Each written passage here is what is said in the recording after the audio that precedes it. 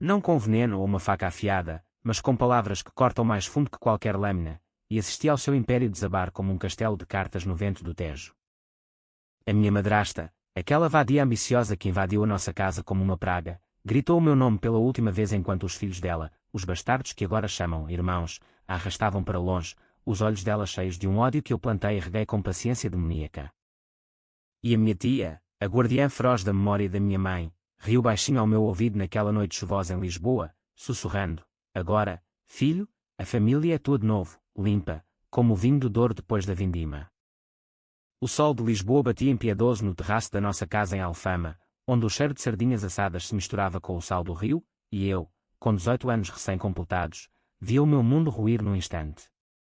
O meu pai, o grande João Mendes, o homem que construíra o império de importação de vinhos do Alentejo com mãos calejadas e um sorriso que fechava negócios em qualquer tasca de Belém, anunciara naquela manhã que se casaria. Não com uma viúva discreta, como a tradição mandava para um homem de 45 anos, mas com uma rapariga de 28, vinda das ruas poeirentas de Faro, com 3 filhos a reboque, 2 rapazes magros como varas de incenso e uma menina de olhos grandes que parecia saída de um quadro de Paulo Arrego. Ela chamava-se Ana Clara, uma beleza morena com curvas que faziam virar cabeças nas Ramblas de Espanha, onde dissera ter trabalhado como guia turística antes de encontrar o amor verdadeiro no meu pai, durante uma feira de vinhos em Évora. Eu ri por dentro quando a ouvi contar a história pela primeira vez, porque o meu pai nunca fora de feiras, ele bebia os seus próprios néctares em copos de cristal, longe das multidões. Mas o que me gelou o sangue não foi a mentira mal costurada na boca dela, nem os filhos que a seguiam como sombras famintas, mas o brilho nos olhos do meu pai, um brilho de posse, de quem comprara um harém em vez de uma companheira. A minha mãe morrera há 3 anos, devorada por um cancro que a consumira devagar, como um vinho azedo que estraga a barrica. Eu cuidara dela até ao fim, limpando o vômito das suas fronhas de linho bordado em Viana do Castelo, onde crescéramos juntos, e jurara no seu funeral, sob a chuva fina do Minho, que protegeria o legado dela, a casa, o nome Mendes, a memória de uma mulher que fora o coração da nossa família.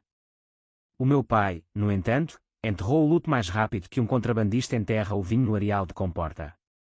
Passava noites em casas de fada em Alfama, onde as vozes roucas de fadistas como Marisa o embalavam em ilusões de juventude perdida. E agora, esta Ana Clara, com o seu riso alto e os quadris que balançavam como as ondas do Atlântico em Cascais. Eu sentia o ódio crescer no peito como uma era selvagem, enredando-se nos meus pulmões, sufocando cada respiração. Não era só ciúme, era uma fúria primal, a de um filho que via o pai profanar o altar da mãe com uma intrusa barata. Os filhos dela chegavam à casa como invasores, o mais velho, Miguel, de 15 anos, com tatuagens mal feitas nos braços que cheiravam a tabaco e rebeldia de subúrbios, o do meio, Pedro, de 12, quieto mas com olhos que calculavam tudo, como se já soubesse o valor de cada garrafa na cave, e a pequena, Sofia, de 8, que se colava a mim com um afeto pegajoso, chamando-me irmão, como se eu fosse um brinquedo novo. Eu sorria para ela, porque as crianças não mereciam o veneno dos adultos, mas por dentro, planeava, como os mandar embora, como limpar a casa do cheiro dela. O casamento foi uma farsa discreta na igreja de São Roque, com o padre a abençoar a união sob os afrescos barrocos que pareciam rir da hipocrisia. O meu pai, de fato cinzento e gravata de seda alentejana, beijou-a com uma paixão que me revirava o estômago, enquanto os convidados, tios distantes e sócios de negócios, erguiam taças de espumante de bairrada. Eu fiquei no canto, bebendo o meu vinho tinto devagar, os olhos fixos na aliança dela, um anel de ouro que fora da minha mãe, passado para a mão daquela estranha como se fosse um troféu de caça. Naquela noite, de volta à casa, ouvi os gemidos através da parede fina do meu quarto, o quarto que outrora fora o berçário da minha mãe. O nojo subiu-me à garganta, e vomitei no lavatório de cerâmica azul, o azulejo frio contra a minha testa febril. Mas o pior veio semanas depois, como um vendaval do interior que arrasa os olivais. Ana Clara anunciou a gravidez numa manhã de domingo, enquanto servia ovos mexidos com chouriço na cozinha de azulejos verdes, o sol filtrando-se pelas janelas gradeadas como em Alcácer do Sal. Estou grávida, disse ela, com um sorriso que iluminava o rosto como o sol sobre as praias de Sagres, pousando a mão na barriga ainda plana. O meu pai saltou da cadeira, abraçando-a com um urro de alegria que ecoou pelas escadas de pedra. Um herdeiro. Um Mendes de sangue puro, gritou ele, beijando-lhe o pescoço, esquecendo-se dos 3 enteados que agora competiam pelo seu afeto. Eu congelei com o garfo na mão, o ovo frio na boca, sentindo o mundo inclinar-se como um barco no mar agitado de Aveiro. Um filho dela, não, um irmão meu, mas de sangue diluído, um intruso que herdaria tudo, a cave de vinhos, as vinhas no Douro, o nome que a minha mãe carregara com orgulho. Os dias seguintes foram um borrão de náuseas, dela e minhas. Ela vomitava nos jardins, deitada em redes de cortiça tecidas à mão, gemendo sobre os enjoos do primeiro trimestre, enquanto os filhos dela corriam pela casa, derrubando jarros de cerâmica de Coimbra e rindo como se o lugar fosse um parque de diversões. Eu trancava-me no escritório do meu pai, lendo os livros de contabilidade antigos, os números dançando como fantasmas, faturas de exportação para a França, contratos com enólogos de Setúbal. Era ali que eu me ancorava, sonhando com o dia em que controlaria tudo, mas agora, com um bebê a caminho, o sonho azedava como vinho virado. Foi então que a minha tia apareceu, como um corvo negro num céu de verão. A tia Isabel, irmã da minha mãe, uma mulher de 60 anos com o rosto marcado pelas rugas do mar, crescera em Matosinhos, pescando com o pai antes de se tornar advogada em Porto, defendendo viúvas e órfãos nos tribunais sombrios da Baixa. Ela chegara sem aviso, batendo à porta com a sua bengala de castanheiro polido, o casaco de lã cinzento cheirando a eucalipto do norte. Onde está o meu sobrinho? Rosnara ela para o criado, ignorando Ana Clara que tentava recebê-la com um beijo na bochecha. Eu corri escadas abaixo, e ao vê-la, desabei nos seus braços, o choro contido explodindo como uma rolha de garrafa de Porto. Ela cheirava a casa da minha infância, pão de milho assado e histórias de bruxas minhota. Conta-me tudo, meu amor, sussurrou ela, levando-me para o jardim, longe dos ouvidos da madrasta. Eu contei, as noites de gemidos, o anel roubado, a gravidez como uma sentença de morte para o legado da mãe. Os olhos dela, castanhos como o vinho do Dão, endureceram-se como pedras de granito. Essa puta, murmurou ela, cuspindo a palavra como um osso de azeitona. Veio para sugar o que é teu, e do sangue da minha irmã. Mas nós, os mendos do norte, não nos deixamos engolir vivos. Ela pousou a mão na minha, as veias salientes como rios no mapa da nossa linhagem. Eu ajudo-te, Afonso. Mas devagar. A vingança é um vinho que se guarda na cave escura, para envelhecer até ao ponto perfeito. Naquele momento, sob o sol de Lisboa que queimava as folhas das laranjeiras, jurei-lhe lealdade eterna. A tia Isabel não era só sangue, era a lâmina afiada que eu precisava para cortar o mal pela raiz. E assim começou o nosso plano, selado em sussurros, invisível como a névoa do Tejo ao amanhecer. As semanas seguintes foram um jogo de sombras na nossa casa, onde cada olhar trocado entre mim e a tia Isabel carregava o peso de segredos antigos, como as catacumbas sob a sé de Lisboa. Ela instalou-se no quarto de hóspedes, o que fora outrora o estúdio da minha mãe, cheio de telas inacabadas de paisagens do Gerês, onde ela pintara os vales verdes com traços apaixonados. A tia algou visitar o sobrinho doente de saudade, mas Ana Clara, com o seu instinto de raposa do Algarve, farejava algo no ar, talvez o cheiro de conspiração misturado ao jasmim das camas. A sua tia é tão intensa, disse ela uma tarde, enquanto descascava laranjas no pátio, o sumo pegajoso nas mãos dela gotejando como lágrimas de sangue. Eu sorri, forçando a voz a um tom leve. Ela só quer o melhor para a família, Clara. Como todos nós. Mas por dentro, o meu coração batia como o tambor de um rancho folclórico em Évora, antecipando o primeiro golpe. A gravidez dela avançava como uma maré alta, enchendo a barriga e o ego. O meu pai, cego pelo desejo, mimava-a como uma rainha, joias de filigrana de Gondomar no pescoço dela, escapadelas a hotéis em Cascais onde o mar sussurrava promessas de eternidade. Ele falava de expandir o negócio, de abrir uma filial em Espanha para o nosso filho crescer bilingue, esquecendo-se de mim, o herdeiro legítimo que estudava Direito na Universidade de Lisboa para um dia gerir as vinhas. Os enteados, esses, infiltravam-se como ervas daninhas. Miguel fumava nos telhados, deixando cinzas nas telhas de cerâmica. Pedro revirava as gavetas do escritório, copiando chaves como um ladrão aprendiz. Sofia desenhava corações partidos nas paredes com giz, inocente mas corrosiva. Eu observava tudo, anotando mentalmente cada infração, cada fraqueza, como um general prepara a batalha de Alcácer Quibir. A tia Isabel era a minha mentora nessa guerra silenciosa. De noites adentro, sentados na varanda com vistas para o castelo de São Jorge, bebíamos chá de ervas do norte, camomila e hortelã que ela trouxera de Porto, e tecíamos a taia. Primeiro, isola-a, dizia ela, os olhos brilhando à luz das velas como os de uma Santa Joana no auto de fé. Faz com que o teu pai duvide, sem nunca acusar diretamente. As mulheres como ela vivem de ilusões, quebra-as, e ela quebra. Comecei devagar, comentários casuais sobre o passado dela, ouvi dizer que trabalhou em hotéis em Sevilha, não foi? Deve ter visto tanta coisa. Plantava sementes de dúvida nos ouvidos do meu pai durante os jantares, onde o bacalhau à brás fumegava no centro da mesa como um sacrifício pagão. Ele ria no início: a minha Clara é um anjo, Afonso, deixa de fantasias de estudante, mas eu via-o franzir na testa dele, o copo de vinho pousado com mais força na toalha de damasco. Uma noite, a tia arriscou o primeiro movimento audacioso. Convocou Ana Clara para uma conversa de mulheres no salão, onde as tapeçarias de arraiolos contavam histórias de caçadores e presas. Minha querida, começou a tia com voz melosa como o mel de rosmaninho do Alentejo, a família Mendes é antiga, com raízes no Douro que se entrelaçam como as videiras centenárias. Conte-me da sua linhagem, quem sabe, talvez tenhamos sangue comum. Ana Clara, confiante na sua juventude, mordeu a isca, falou de um pai pescador em Lagos, de uma mãe que limpava peixe no mercado, omitindo os detalhes sujos que a tia já investigara por telefone com contactos em Faro. Horas depois, sozinha comigo, a tia desfiou o fio: o pai dela era bêbado, preso por contrabando de atum, a mãe fugiu com um espanhol quando ela tinha 10 anos. 3 filhos de pais diferentes, um deles, o Miguel, é de um affaire com um turista inglês. Nada de linhagem nobre, só lama do areal. Rimos baixinho, um riso amargo que ecoava o fado de Coimbra, sabendo que essa informação seria a primeira flecha no arco.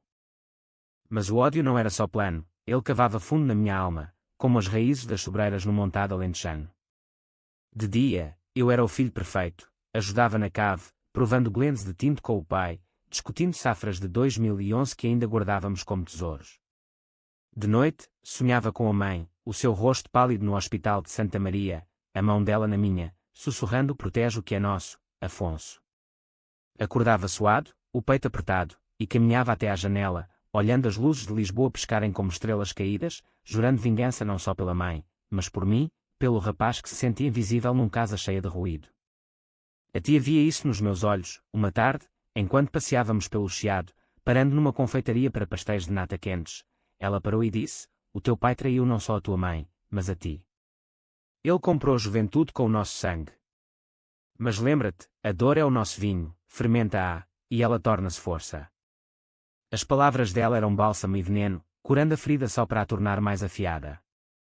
O golpe seguinte veio com a chegada do verão, quando o calor de Lisboa se tornava sufocante como um abraço indesejado.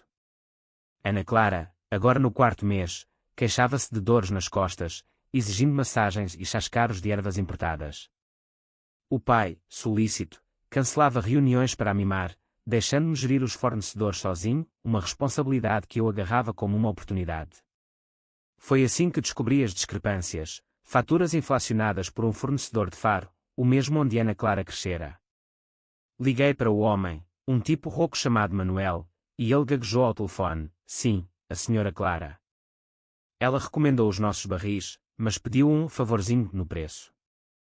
O favor era uma comissão de 10%, desviada para uma conta em Espanha. Eu gravei a chamada, o coração acelerado como o galope de cavalos na praia de Carcavelos, e partilhei com a tia. Perfeito, disse ela, os lábios curvando-se num sorriso de predadora. Agora, planta a semente no teu pai, mas devagar, como escolhes uvas no Douro. Naquela noite, durante o jantar de cataplana de marisco que Ana Clara insistira em cozinhar, um prato do sul que ela alegava ser a sua especialidade, mas que saíra salgado como as lágrimas de uma amor encantada, eu esperei o momento. O pai elogiava o vinho, um verde fresco de Monção, quando soltei: pai, o fornecedor de Faro ligou hoje. Diz que a Clara recomendou-os, mas há um erro nas faturas, parece que alguém pediu desconto extra. Os olhos dela arregalaram-se por um segundo, o garfo parando a meio caminho da boca, mas ela recuperou com um riso forçado: ah, deve ser engano, amor, eu só falei com eles por amizade. O pai franziu o sobrolho, mas assentiu, bebendo mais um gole. A semente estava plantada, agora, só esperar a germinação. A tia, do outro lado da mesa, piscou-me o olho, e eu senti o primeiro gosto da vitória, amargo como o café de uma manhã de ressaca em Porto, mas inebriante. O outono chegou a Lisboa como um amante relutante, com folhas amarelas caindo das árvores do Príncipe Real como confetes de um carnaval esquecido, e com ele veio a primeira rachadura visível no facado da nossa feliz família. Ana Clara, com a barriga arredondada como uma meloa de almeirim, movia-se pela casa com uma graça forçada, mas eu via o suor frio na testa dela quando pensava que ninguém olhava, o medo de uma mulher que sabe que o chão sob os pés dela está a corroer. O meu pai, ainda encantado, planeava o quarto do bebê, berços de madeira de castanheira entalhados em Braga, lençóis bordados à mão de Vila do Conde. Mas as noites dele agora eram interrompidas por discussões sussurradas. Eu ouvia através das paredes, o tom dele endurecendo como o queijo de azeitão envelhecido. Clara, estas faturas. O Manuel disse que tu pediste mais do que desconto. Ela negava, choramingava, prometia amor eterno, mas o veneno que o injetara espalhava-se devagar, corroendo a confiança dele como ácido no mármore de um palácio. A tia Isabel, com a sua paciência de ermita do Gerês, guiava-me como um mestre de xadrez num tabuleiro de ébano e marfim. Não atasses de frente, Afonso, avisava ela durante as nossas caminhadas pelo bairro alto, onde o eco de guitarras fadistas nos envolvia como um manto. Deixa que ela se enterre sozinha. As mentiras dela são o túmulo. E assim fiz, colecionei mais provas, discretas como as sombras das arcadas do Rossio. Descobri transferências bancárias para uma conta em nome de um primo dela em Sevilha, dinheiro do negócio do pai, desviado para pagar dívidas dos enteados, que Miguel acumulara com apostas em corridas de cavalos em Mafra. Mostrei os extratos ao pai num acidente calculado, deixando o laptop aberto no escritório, com os ficheiros à vista enquanto ele assinava contratos. Ele confrontou-a naquela noite, a voz dele quando pelo corredor como trovões no Vale do Douro. Clara, queres explicar isto? Dinheiro nosso para um primo que nem conheço. Ela chorou, jurou inocência, mas o choro dela agora soava falso, como o lamento de uma fadista sem alma. Os enteados sentiam a tensão como cães farejam tempestade. Miguel, o mais velho, começou a evitar-me, os seus olhares carregados de suspeita quando nos cruzávamos na cozinha, onde eu preparava cafés fortes com pão de Mafra torrado. Uma vez, ele explodiu. Tu e essa bruxa da tua tia estão a foder tudo, não estão? A minha mãe não fez nada. Eu ri, calmamente, pousando a chave na bruxa. Isso é o que dizes da família agora, Miguel. Cuidado, irmão, as palavras voltam como o mar em alta. Ele saiu batendo a porta, mas o medo instalara-se nos olhos dele, e eu saboreava isso como um copo de Porto Tawny, suave mas com um aftertaste de carvalho queimado. Pedro, o quieto, era mais perigoso. Eu apanhei uma noite na cave, revirando caixas de garrafas antigas, os dedos dele traçando etiquetas como se memorizasse um mapa ao tesouro. Procuras algo, mano? Perguntei da escuridão, a voz baixa como o sussurro do vento em vinhas de Vila Real. Ele congelou, gaguejando, só curiosidade. Mas eu sabia, ele planeava o seu próprio roubo, leal à mãe acima de tudo.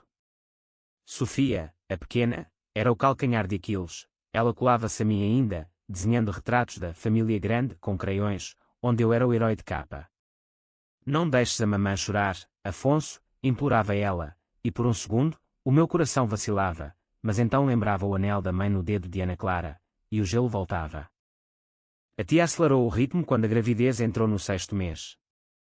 Ela contactara um detetive particular em Porto, um antigo colega de tribunal, que desenterrou o passado de Ana Clara como um arqueólogo cava ruínas romanas em Coimbriga.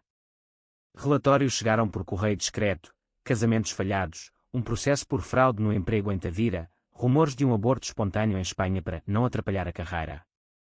A tia leu-os para mim numa tarde chuvosa, sentados na biblioteca com vistas para o Tejo enevoado, a voz dela um fio de aço. Ela é uma caçadora de fortunas, Afonso. Casou com um viúvo rico em Faro aos 20, divorciou-se aos 22 com metade dos bens. O segundo marido, um comerciante de cortiça, acabou falido por acidente dela. Os filhos. Ferramentas para manipular pena alheia. O meu estômago revirou-se, não de nojo, mas de fúria pura, uma fúria que me fazia querer confrontá-la ali mesmo, mas a tia segurou-me o braço. Espera. O bebê é a chave. Faz com que o pai veja que ela usa até o filho não nascido como isca. O plano desenrolou-se numa viagem a Évora, onde o pai insistira em levar toda a família para visitar as vinhas, uma tentativa patética de unir-nos sob o sol alentejano. O carro, um Mercedes antigo que rangia nas curvas da A6, cheirava a loção pós-barba do pai e ao enjoo de Ana Clara. Os enteados iam atrás, Sofia no meu colo, tagarelando sobre coelhos nos campos. Chegados às vinhas, com os cachos de uvas tintas pendendo como joias rubi, o pai mostrou orgulhoso os tratores e os lagares de mármore. Ana Clara, fingindo interesse, tocava na barriga e dizia: Imagina o nosso filho aqui, João, a aprender a pisar as uvas como tu. Mas eu via o cálculo nos olhos dela, via-a a sonhar com a herança, com os filhos dela a gerirem o império. Foi então que, acidentalmente, deixei cair o telemóvel perto dela, com uma mensagem falsa da tia Berta: confirma com o advogado em Porto, o testamento pode ser alterado para incluir o bebê, mas cuidado com os enteados, eles têm direitos se fores vista como instável. Ela apanhou num instante, os olhos devorando as palavras, e quando o pai se aproximou, ela enterrou o telemóvel na bolsa, o rosto pálido como queijo fresco. Na viagem de volta, o pai dirigia em silêncio, o rádio tocando fado de Amália Rodrigues, estranha forma de vida, irônico como o destino. Ana Clara tentou conversa leve, mas ele cortou. Clara, o que queres dizer com direitos dos enteados? Já falaste com advogados? Ela gaguejou, inventando uma mentira sobre preocupações com a saúde, mas o dano estava feito. Naquela noite, em casa, ouvia discussão escalar, ele acusando-a de ambição, ela chorando sobre o amor puro, mas o tom dele era de dúvida, de um homem a acordar de um sonho febril. Eu e a tia festejámos em segredo, brindando com um copo de moscatel de Setúbal na varanda, o rio lá embaixo refletindo as luzes da ponte 25 de Abril como veias de ouro. Está a rachar, Afonso, disse ela, os olhos úmidos de triunfo misturado a tristeza pela irmã perdida. Mas lembra-te, a vingança não é só destruir, é reconstruir sobre as cinzas. E eu, com o coração endurecido como cortiça, assenti, sabendo que o próximo passo seria o mais cruel, envolver o bebê, o inocente, na teia. O inverno de 2025 caiu sobre Lisboa como um manto de granizo, as ruas de chiados escorregadias com chuva fina que lavava os pecados da cidade mas não os nossos, e com ele veio o clímax da nossa sinfonia de dor, orquestrada pela tia Isabel com a precisão de um cirurgião em Coimbra. Ana Clara, no 8º mês, era uma figura imponente, a barriga preeminente como uma barrica de vinho cheia, os seios entumecidos sob vestidos de chifão que ela comprara em boutiques da Baixa Chiado com o cartão do pai. O meu pai, agora um homem assombrado, andava curvado como um sobreiro podado, as noites dele passadas em insónias, bebendo uísque escocês em vez do nosso porto para esquecer as dúvidas que o roíam. As discussões eram diárias agora, ecos de pratos partidos na cozinha e portas batidas nos quartos, enquanto os enteados se encolhiam como caracóis no jardim, sentindo o navio afundar. Eu mantinha a fachada de filho preocupado, levando o pai a passeios pelo Tejo, onde o vento salgado de Belém limpava a mente dele por momentos. Afonso, achas que eu errei? A Clara. Ela mudou. Eu assentia, a voz suave como o vinho branco de colares. Pai, só queres o melhor para todos. Mas a família é frágil, como vidro de alcobaça. A tia, com o seu instinto maternal torcido em arma, planeou o golpe final numa reunião secreta no seu quarto, às cortinas corridas contra o frio de dezembro, o ar cheirando a chá de gengibre que ela preparava para fortalecer o sangue. O bebê nasce em breve, disse ela, desenhando num papel pautado os passos como um mapa de peregrinação a Santiago. Usa isso. Faz com que ela revele a ganância dela, e o teu pai verá o monstro que casou. O plano era maquiavélico, eu forjaria um documento, um projeto de testamento falso, deixando a maior parte da herança para o bebê, mas com cláusulas que excluíam os enteados se Ana Clara abandonasse a família. Deixá-lo-ia, acidentalmente, onde ela o encontrasse, e gravaria a reação dela com uma câmara escondida no candeeiro de bronze do salão. Ela mordeu o uísque numa manhã de neve rara em Lisboa, quando o pai saíra para uma reunião em Oeiras. Entrou no escritório, os passos pesados e quando no parquet de carvalho, e leu o papel com olhos famintos, murmurando, sim, o miúdo é a chave. Os outros que se lixem, eles não são sangue do João. A voz dela, rouca de desejo, gravada em cristalina clareza, era a confissão que precisávamos. Quando o pai voltou, eu toquei a gravação no iPad dele, disfarçando como uma preocupação familiar. O rosto dele empalideceu como o mármore de um túmulo em Mafra, ele confrontou-a no salão, a gravação a repetir-se como um fado obsessivo, os outros que se lixem. Ana Clara desabou em soluços, primeiro negando, depois admitindo, só por amor ao bebê, mas o pai via agora a verdade, uma mulher que usara o ventre como arma, os filhos como escudos. Sai da minha casa, Clara, disse ele, a voz quebrada como uma garrafa estilhaçada no areal de comporta. Leva os teus filhos e o teu veneno. Ela gritou, amaldiçoando-me, as unhas cravando-se no braço dele como garras de uma águia. Os enteados correram escadas abaixo, Miguel praguejou, Pedro chorou em silêncio, Sofia escondeu-se atrás das minhas pernas, sussurrando, não magoes a mamã. Mas o pai era inexorável, chamou o advogado, que chegara de Porto a pedido da tia, e assinou os papéis de separação ali mesmo, sob o lustre de cristal que tilintava como sinos de Natal. O parto veio prematuro, 2 semanas depois, numa noite de temporal que fustigava as janelas como as almas penadas do Cabo da Roca. Ana Clara foi levada às pressas para o hospital de Santa Maria, gritando o nome do pai no carro da ambulância, mas ele ficou em casa, bebendo sozinho na cave, as garrafas vazias rolando como cabeças de espadas. Eu acompanhei-a, por dever filial ao irmão não nascido, e a tia veio comigo, o casaco encharcado cheirando a terra molhada do norte. No quarto estéril, com o bip dos monitores como um relógio do juízo final, ela deu à luz um rapaz, pequeno, rosado, com os olhos do pai mas o choro fraco como um cordeiro no montado. O médico anunciou, saudável, mas precisa de cuidados. Ana Clara, exausta e derrotada, estendeu os braços trêmulos, o meu Joãozinho. O herdeiro. Mas o pai, quando chegou horas depois, mal olhou para o bebê, assinou os papéis de adoção temporária, deixando o filho aos cuidados de uma ama em Cascais, longe dos olhos dela. Não é teu, Clara. É nosso, mas tu perdeste o direito. Ela urrou como uma banshee minhota, as veias no pescoço inchadas, mas a polícia, chamada pela tia, levou-a embora, algemada por ameaças verbais, enquanto os enteados eram recolhidos pelos serviços sociais, destinados a lares em Faro.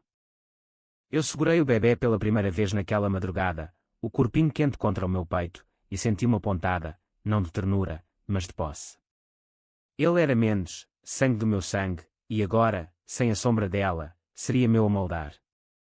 A tia, ao meu lado, pousou a mão no ombro meu, vês? A vingança limpa o caminho. Mas cuida dele, Afonso, pela tua mãe. Saímos do hospital ao nascer do sol, o tejo prateado refletindo a promessa de um novo dia, mas o meu coração, endurecido pela batalha, batia com um ritmo sombrio, questionando se a vitória valera o preço da alma. A casa em Alfama, outrora um ninho de víboras, transformou-se num mausoléu de memórias partidas, onde o eco dos gritos de Ana Clara ainda pairava como fumaça de um incêndio mal extinto, e o choro do bebê Joãozinho preenchia os silêncios com uma inocência que me atormentava. O meu pai envelhecera 10 anos em 2 meses, o cabelo grisalho como as neves do Serra da Estrela, os olhos fundos como poços em Évora, passando dias na cava a classificar garrafas antigas como se pudesse ordenar o caos da vida. Ele mal falava comigo, culpando-me em silêncio pelo desastre, mas eu via a gratidão escondida, o alívio de um homem salvo do abismo por mãos invisíveis. A tia Isabel ficara, agora como guardiã oficial, gerindo a ama que embalava o bebê no quarto da mãe, como bailes de cortiça dançando ao vento do rio. Ele é o nosso futuro, Afonso, dizia ela, embalando o pequeno nos braços ossudos, cantando-lhe canções de embalar domingo sobre rios e montanhas. Mas por baixo da ternura, o nosso laço era de ferro, cúmplices num crime de amor torcido. Os enteados foram o fantasma que nos perseguia. Miguel, o rebelde, fugiu do lar em Faro e ligou-me uma noite, a voz rouca pelo telefone: tu destruíste tudo, Afonso. A minha mãe está louca, trancada num hospital psiquiátrico em Setúbal, a gritar o teu nome. Eu ri, friamente: diz à tua mãe que a família Mendes não perdoa ladrões. Mas desliguei com o estômago embrulhado, imaginando os olhos grandes de Sofia num quarto frio, Pedro contando dias como um prisioneiro em Castelo de Vide. A culpa rastejava em mim como era venenosa, mas a tia esmagava-a: eles não eram família, eram parasitas. Pensa na tua mãe, ela aprovaria. E eu pensava, sim, nas noites em que a mãe me contava histórias de honra minhota, de como os traidores eram banidos para o além-mar. O pai começou a beber mais, uísques importados que ele odiava mas que o entorpecia melhor que o nosso vinho. Uma noite, embriagado, ele desabafou no terraço, o Tejo negro lá embaixo engolindo os segredos da cidade: Afonso, eu fui um idiota. A Clara. Ela era fogo, mas queimou-me vivo. E tu? Tu sabias, não sabias? A tua tia e tu, tramaram isto. O ar gelou, o vento de dezembro uivando como lobos no Gerês. Eu neguei, claro, com a voz firme como o granito de Sintra: pai, eu só protegi o que é nosso. Como a mãe teria feito. Ele chorou então, um choro de homem quebrado, abraçando-me como não fazia desde a infância, e nesse abraço senti a vitória, mas vazia, como um copo de vinho sem alma. A tia, observando da sombra, assentiu aprovadoramente. Ela sabia que o próximo passo era reconquistar o império, agora que o pai dependia de mim para tudo, reuniões com enólogos em Reguengos de Monsaraz, negociações com exportadores em Leixões. Mas o passado de Ana Clara não morria fácil, cartas chegavam, rabiscadas em papel barato de Tavira, implorando perdão, prometendo silêncio em troca de dinheiro para curar a minha mente. O pai rasgava-as, mas eu guardava cópias, sabendo que ela era uma bomba relógio. A tia investigou mais, descobriu que, no hospital, Ana Clara contava histórias delirantes de conspiração familiar, acusando-me de envenenamento lento, mentiras que, se chegassem aos tribunais, podiam manchar o nome Mendes. Precisamos de silenciá-la de vez, disse a tia numa manhã de geada, enquanto bebíamos café com pastéis de Belém na cozinha. O plano era cruel: contactar um advogado amigo dela em Lisboa, oferecer um acordo, uma soma modesta para ela assinar um NDA e partir para a Espanha com os filhos, longe do nosso sangue. Eu executei, ligando para o hospital sob pretexto de ajuda familiar, e o advogado encontrou-a num quarto com paredes brancas como ossos, os olhos dela selvagens mas calculistas. Eu assino, sussurrou ela, mas quero ver-te sofrer primeiro, Afonso. O teu pai vai saber de tudo, como a tua tia me ameaçou, como tu forjaste provas. O meu sangue gelou, ela sabia mais do que pensávamos, talvez espiara conversas, ou o instinto de sobrevivência a salvara. O confronto final veio numa visita ao hospital, autorizada pelo pai como fecho de capítulo. A tia e eu entramos no quarto dela, o cheiro de desinfetante misturado ao suor de medo. Ana Clara, magra como uma silhueta de fado, sentou-se na cama, os olhos flamejando. Vimos buscar almas, demónios. Ela cuspiu as acusações, as gravações falsas, os documentos forjados, o plano para roubar o bebê. O pai, que chegara atrasado, ouviu tudo da porta, o rosto contorcido em horror. É verdade, Afonso. Tu e a Isabel destruístes a minha família por vingança. A tia tentou negar, mas ele silenciou-a com um gesto. Tu, Isabel, a irmã da minha falecida esposa, traíste-me por ódio antigo. O quarto girou como um carrossel em Monsanto, eu caí de joelhos, confessando tudo num turbilhão de palavras, o ódio pela traição dele, o amor pela mãe, o medo de perder o legado. O pai, lágrimas escorrendo como chuva no Tejo, virou-se e saiu, deixando-nos na poeira da verdade exposta. Ana Clara riu, um riso quebrado. Agora, o teu império cai, como o meu caiu. Mas a vitória dela foi curta. O pai, no dia seguinte, assinou o acordo apesar de tudo, exilando-a para sempre, mas o dano em nós era irreversível. A primavera de 2026 brotou em Lisboa como uma ferida aberta, com jacarandás roxos tingindo as ruas de Alfama de um luto púrpura, e eu, agora 20 anos, andava pela casa como um fantasma no seu próprio castelo, assombrado pelo eco das confissões que rasgaram o tecido da nossa linhagem. O pai trancara-se no escritório, recusando refeições, bebendo o estoque de Porto como se pudesse afogar a traição dupla, a de Ana Clara e a nossa. O bebé Joãozinho, agora com 4 meses, ria gorgolejante nos braços da ama, alheio ao veneno que o rodeara no ventre, mas cada sorriso dele era uma adaga no meu peito. Ele era inocente, o único puro naquela guerra de egos. A tia Isabel, a arquiteta da nossa ruína, envelhecera visivelmente, as rugas aprofundando-se como vales no Douro seco. Ela partira para Porto dias após o confronto, deixando uma carta: perdoa-me, Afonso. Fiz pelo sangue da tua mãe, mas o ódio corrompe mais que salva. Reconstrói, meu amor, sem sombras. As palavras dela queimavam como vinho quente na garganta, e eu queimava a carta na lareira, cinzas dançando como almas perdidas. Ana Clara partira para a Espanha, o acordo assinado com mãos trêmulas, levando os enteados para uma vida anónima em Málaga, onde rumores diziam que ela trabalhava em bares de tapas, contando histórias de vingança portuguesa para turistas bêbados. O pai perdoara-a, num gesto final de fraqueza, enviando cheques mensais, pelo bem do sangue, mas a ela, e a nós. Eu geri o negócio sozinho agora, viajando para as vinhas em Reguengos, provando safras com enólogos que me olhavam com pena, sussurrando sobre o escândalo Mendes. As noites eram piores, sonhos onde a mãe me julgava dos céus de Viana do Castelo, os olhos dela cheios de decepção. Protege, não destróis. Acordava suado, correndo para o quarto do bebê, embalando-o até ao amanhecer, o calor dele curando as fraturas da minha alma partida.